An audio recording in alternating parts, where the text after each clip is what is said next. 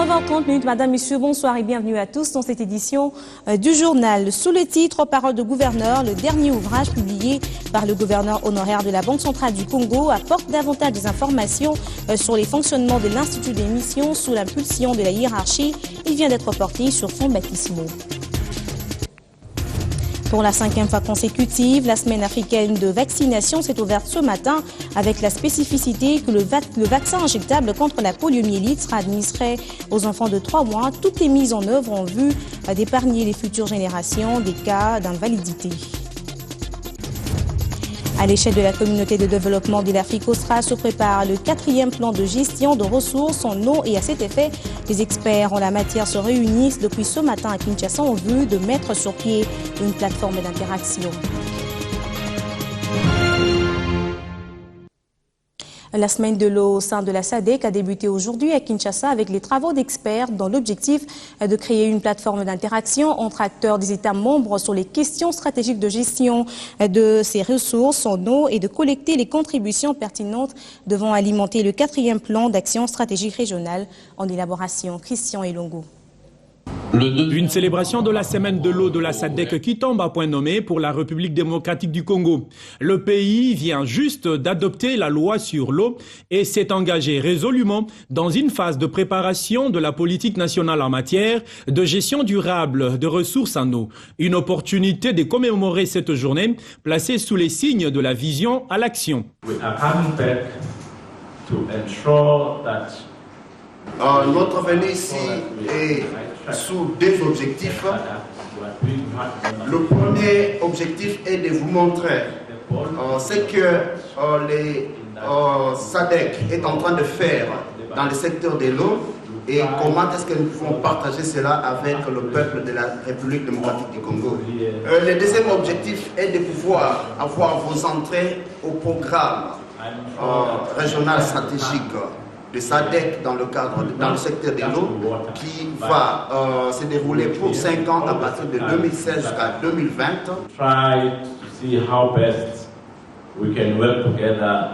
Une semaine de l'eau de la SADC qui comprend plusieurs ateliers avant la rencontre des experts et de 2 séances de travail organisées. L'un sur la formation des journalistes et l'autre sur les jeunes professionnels. Le choix de ces 2 cibles, la jeunesse et les journalistes, nous a paru judicieux si nous voulons bâtir une stratégie à la fois efficace et efficiente pour une gestion et un développement durable des ressources en eau.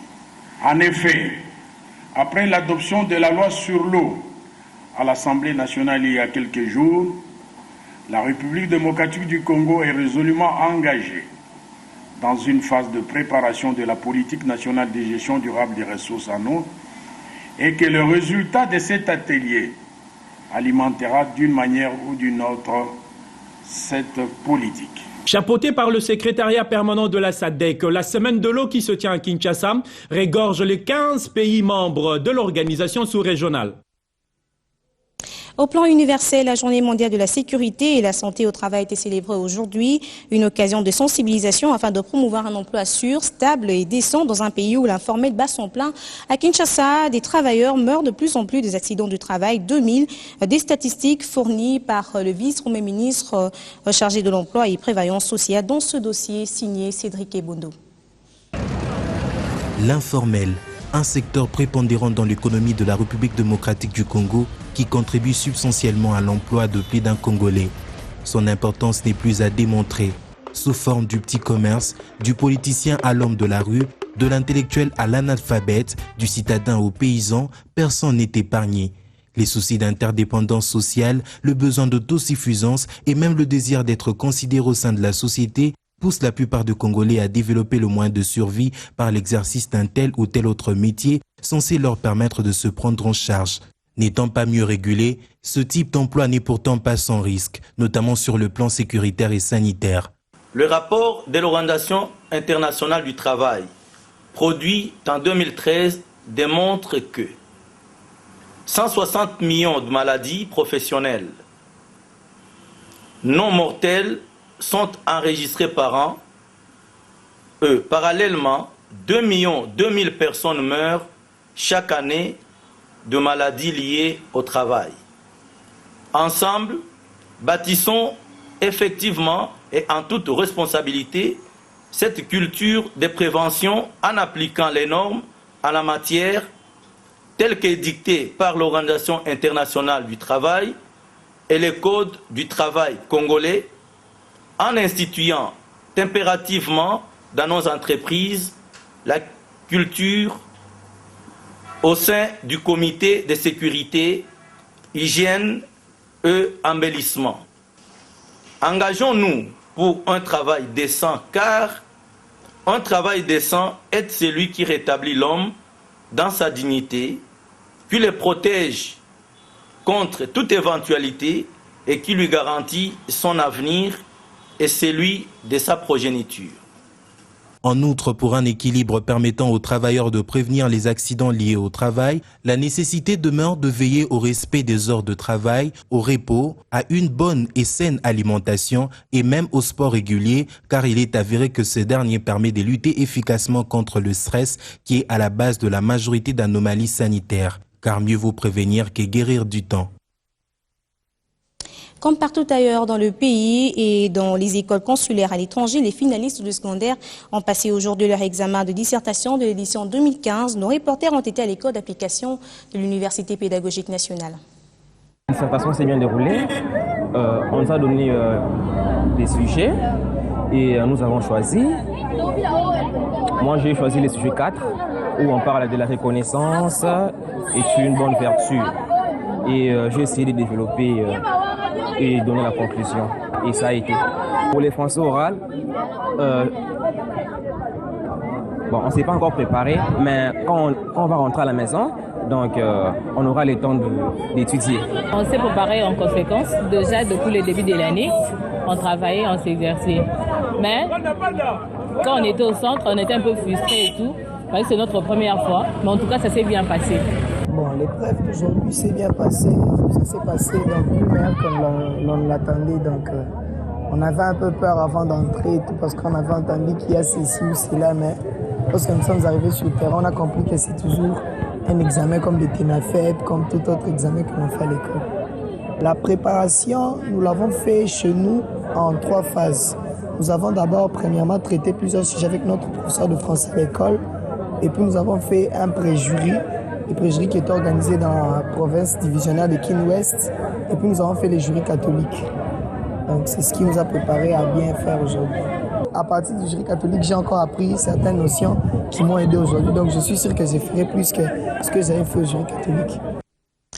Dans l'ensemble, cette première épreuve hors session s'est déroulée sans incident. Tout commence plutôt bien. Première étape de hors session de l'examen d'État édition 2014-2015.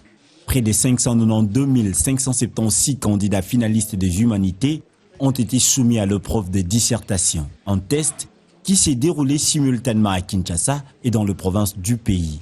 Le go a été donné par le ministre de l'Enseignement technique et professionnel, représentant le patron de l'EPSINC, Maker Mwangwa, mission de service. L'école primaire Molende de Matete, le lycée Motemampiko de Kassavubu et le collège Boboto de la Gombe sont les 3 centres supervisés par le représentant du ministre de l'EPSINC. C'est une occasion pour les éducateurs, pour les élèves eux-mêmes et pour nous les parents de continuer à encadrer davantage les enfants parce que ce qu'on fait aujourd'hui, ce n'est que le début de la grande lutte nous attend au mois de juin. Il faut vraiment que les enfants soient très très bien préparés pour que la réussite soit totale, surtout ici au niveau de la capitale. Pour le candidat, le test était à leur portée et espèrent faire de bons résultats. Mon examen n'était pas difficile, comme j'aime bien les sujets qui parlent de la culture, alors je l'ai trouvé très facile. J'ai expliqué comment se passe le travail, comment travailler dans la famille, comment gérer votre travail, comment avoir la gentillesse de travailler. Donc tu dois aimer beaucoup vraiment le travail. Il reste à noter qu'aucun incident majeur n'a été signalé sur l'ensemble du territoire quant au déroulement de cet exercice de dissertation. On en vient à présent à la Direction générale des impôts qui multiplie des séances de travail avec les fiduciaires, les cabinets comptables, les professionnels de la comptabilité. Objectif, fournir toutes les précisions relatives au paiement et déclaration du solde de l'impôt sur les bénéfices et profits. Une rencontre pédagogique entre l'administration fiscale et les contribuables concernés par l'échéance du 30 avril prochain. À l'occasion, le directeur général de la DGI a rappelé à ses interlocuteurs toutes les directives relatives à la déclaration et paiement de l'impôt sur les profits et bénéfices pour les moyennes et grandes entreprises. Et pour ce qui est du paiement, il faut effectuer les paiements suffisamment à temps. Même les entreprises qui auront payé, mais qui n'auront peut-être pas eu leur attestation de paiement auprès des banques, nous avons mettre en place un mécanisme avec les banques pour qu'elles nous communiquent à temps réel les paiements qu'elles auront enregistrés. Dieudonné Locadi a également recueilli les avis et considérations des fiduciaires ainsi que de cabinets comptables. Il était aussi question de fixer les modalités de remplissage des formulaires de la DGI et de la nouvelle procédure de la déclaration comptable et fiscale qui est désormais conforme à l'acte uniforme de l'OHADA. On a accordé toutes les facilités pour que l'échéance puisse se dérouler normalement. Maintenant, nous vous exhortons à pouvoir veiller à ce que les déclarations qui seront déposées soient effectivement tirées de la comptabilité et qu'il n'y ait pas des déclarations au monde. Parce que là, il y a des conséquences qui peuvent être tirées, même à l'encontre des fiduciaires qui ont participé à l'élaboration des comptes qu'ils savent manifestement faux. Cet échange a permis à l'assistance de comprendre la portée d'une comptabilité d'entreprise et les conséquences du retard ou absence de paiement. Une réunion conjointe RDC-Rwanda s'est tenue à Kinshasa du 20 au 23 avril dernier entre les délégations des gouvernements de deux pays frontaliers sur le rapatriement volontaire des ex-M23 et du matériel saisi sur eux. Dans le communiqué conjoint clôturant le travail des délégations gouvernementales du Rwanda et de la République démocratique du Congo sur le rapatriement des ex-combattants du M23, signé de nouveau par le secrétaire permanent au ministère de la Défense du Rwanda, Joseph Rutabana, et le vice-ministre de la Défense nationale, René Sibou, Kigali et Kinshasa, se sont accordés sur le caractère volontaire de cette opération. Les deux délégations ont effectué une mission conjointe à Ngoma où elle a visité les éléments ex-M23 et les ont encouragés à rentrer volontairement dans leur patrie. Suite à cette visite, 13 éléments ex-M23 ont accepté d'être immédiatement rapatriés. Dans le jeu des questions-réponses, avec la presse, le vice-ministre de la Défense nationale, René Sibou, a recadré la position du gouvernement quant aux ex-combattants intransigeants sur la mesure d'amnistie leur accordée par le gouvernement. Selon lui, ils ont dès lors le statut de sans-papiers au Rwanda au regard du refus de répondre à ce pardon leur accordé. Ne peut prétendre à un quelconque asile que celui qui a une crainte sérieuse dans son pays. Nous avons accordé l'amnistie et nous leur avons dit qu'on ne va pas faire des va-et-vient pour venir chercher des forces négatives. Le secrétaire permanent au ministère rwandais de la Défense, Joseph Rutabana, affirme plutôt que le rapatriement étant volontaire, Kigali accorde encore une dernière chance aux amnisties carrées dans la mesure où le rapatriement est un processus à plusieurs étapes. Les 13 qui rentrent, et ça va peut-être aussi encourager les autres. Donc pour moi, c'est un processus qui a commencé et qui va continuer. Reste la question des armes, munitions et autres matériels de guerre saisis auprès de ces ex-combattants a fixé de communs accords entre les deux parties par voie diplomatique après leur identification et traçage par les experts des Nations Unies en armes conventionnelles. Jean-Claude Massangou est de retour. L'ancien gouverneur de la Banque centrale du Congo revient avec un ouvrage intitulé « Paroles de gouverneur ». Ce livre a été porté sur flancs baptismaux hier au Grand Hôtel Kinshasa, témoin de l'événement Jimmy Loumou. Paroles de gouverneur, l'intitulé du nouvel ouvrage de l'ancien gouverneur de la Banque centrale du Congo, Jean-Claude Massangou Moulongo, dont le vernissage s'est tenu ce lundi 27 avril au Salon Congo du Grand Hôtel Kinshasa. Chercheurs, dirigeants, ainsi que les représentants des organisations internationales ont accouru pour partager avec l'auteur son expérience riche, accumulée à la Banque centrale durant 16 longues années. Sans aucun doute, le présent ouvrage constitue un document de référence sérieux pour tous ceux qui s'intéressent à l'évolution de la politique économique et financière récente de la République démocratique du Congo. Pour l'écrivain, ce livre en 4 tomes est un fruit des durs labeurs et une œuvre d'esprit qui aura sa place dans la grande bibliothèque de la République démocratique du Congo. J'ai un grand réel plaisir de me retrouver devant vous ce soir à l'occasion du lancement de mon encyclopédie. Certains d'entre vous se demandent peut-être pourquoi ai-je choisi ce moment et lancé cet ouvrage. Tout d'abord, il fallait respecter ma période de réserve telle que stipulée par la loi organisant le fonctionnement de la Banque centrale du Congo. Ensuite, je voulais produire un travail scientifique. Or, ce genre de travail exige énormément de temps. Je demande de parole, je respecte mes engagements et je respecte ma signature. Parole des gouverneurs, un livre qui attire déjà la convoitise de ses potentiels lecteurs. C'est vraiment un livre de haute facture. Et je félicite beaucoup le gouverneur Jean-Claude Massambou. Ce livre qui porte la plume du gouverneur est déjà disponible partout en RDC et ailleurs, et sa version numérique ainsi que sa traduction en anglais seront disponibles d'ici fin mai de l'année en cours. Avant de clore cette édition, l'artiste musicien Koffi Olomide est dorénavant membre du Lions Club de Kinshasa. La cérémonie de son intronisation a été présidée par le directeur international Afrique de cette fraternité, Alexis Vincent Gomez. Par la même occasion, la réconciliation Koffi Olomide Papa Wemba a été scellée. Images et commentaires.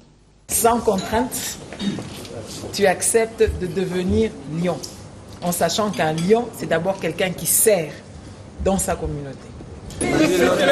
Désormais uni à jamais pour toujours au service des autres, Koffi Olomide est monté sur une autre scène de la vie pour exhiber son élan d'humaniste dans la fraternité Lions Club de Kinshasa. Au cours d'un sobre gala cérémoniel, Antoine Mumba Gwepa a été intronisé et s'est vu décerner un diplôme d'adhésion au sein des Lions du district Tchangoungaliema. Je tâcherai vraiment d'abord d'être digne de la confiance de Vincent, mon ami, de l'honorer, parce que c'est lui qui m'a expliqué le lionisme, qui m'a convaincu et ça m'a donné vraiment envie. Je suis ici parce que j'ai envie d'être parmi vous.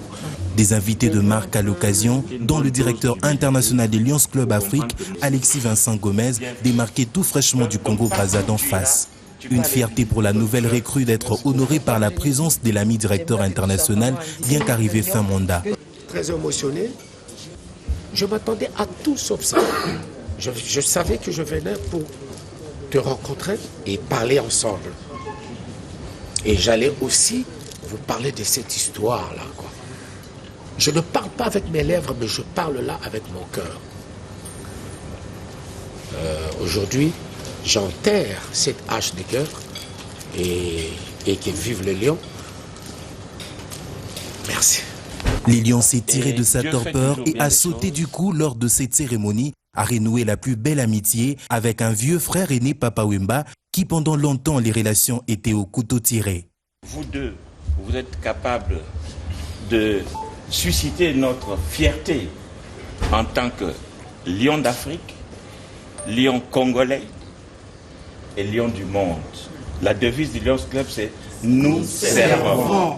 Ce n'est pas « je sers », c'est « nous ». Et je voudrais qu'on insiste sur le « nous ». Nous, c'est être ensemble. Et dès lors qu'on est ensemble, on est capable de merveilles.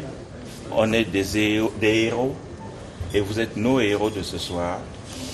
Eh bien, je souhaite que nous puissions sceller ça par une poignée de main et que les gens sachent que c'est d'abord l'amitié.